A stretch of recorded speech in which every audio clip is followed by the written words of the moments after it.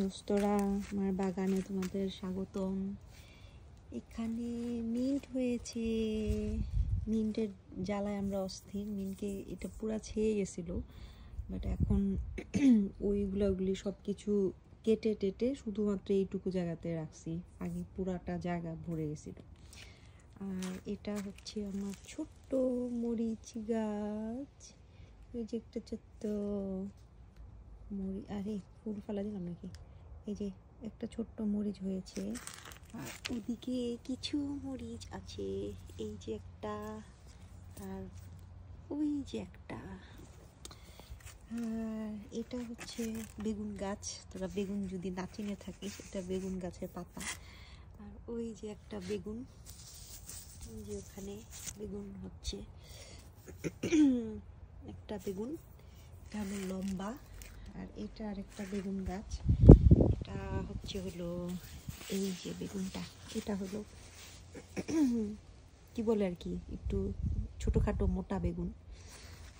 আর এটা হচ্ছে হলো শুকনা ঢেঙ্গা বেগুন, বেগুন বাবাজি।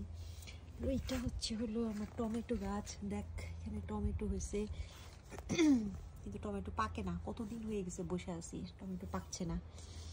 এখানে একসাথে অনেকগুলা হয়েছে। তারপরে এদিকেও আছে কিছু। তারপরে দেখো যে ওইদিকেও আছে। এগুলি যে রোমা টমেটো আর কি, সেগুলো। আরও টমেটো গাছ ছিল। আমরা আসার পরে, বাংলাদেশ থেকে আসার পরে এত জঙ্গল হয়ে গেছিলো, দিয়া করছি, কেটে ফেলে দিছি। আর ওই যে দেখ, এগুলো ছিল সালাদে দেওয়ার জন্য ছোট্ট ছোট্ট টমেটো। এই গাছের ভেতরে টমেটো দিয়ে ভরা, কিন্তু সেই টমেটো মানে আমরা পাকতেছে না বলে খাইতে পারতেছি না।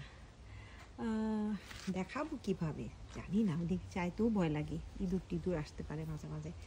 তারপরেও আছে ওখানে অনেক দূরে, আমি দেখাতে পারতেছি না, কিন্তু পিচি পিচি। যাই হোক, এখানে হচ্ছে হলো পুঁই শাক। দেখ, পুঁই শাক হচ্ছে ইনশাল্লাহ। আর তোদেরকে এদিকে যে টমেটোগুলো দেখাতে যেতেছিলাম, বাট আমি কেন জানি ইয়ার মধ্যে আসে না। তুই যে দেখতে পারতেছি সেগুলি যেন ছোট ছোট যে হলুদ হলুদ ফুল থাকে, তো টমেটো ফুল দেখায় তোদেরকে। এই যে দেখ, এইগুলি ছিল টমেটো গাছের ফুল।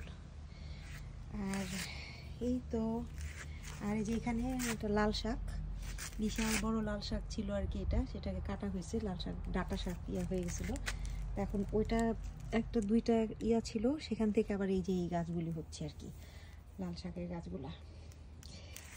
এই তো আমার ছোট্ট একটা বাগান, তাই ভাবলাম তোদের সাথে শেয়ার করি। প্রচণ্ড রোদ আর গরম, এর মধ্যে তোদের জন্য, শুধু তোদের জন্য আমি পুড়ে এই ভিডিওটা করলাম।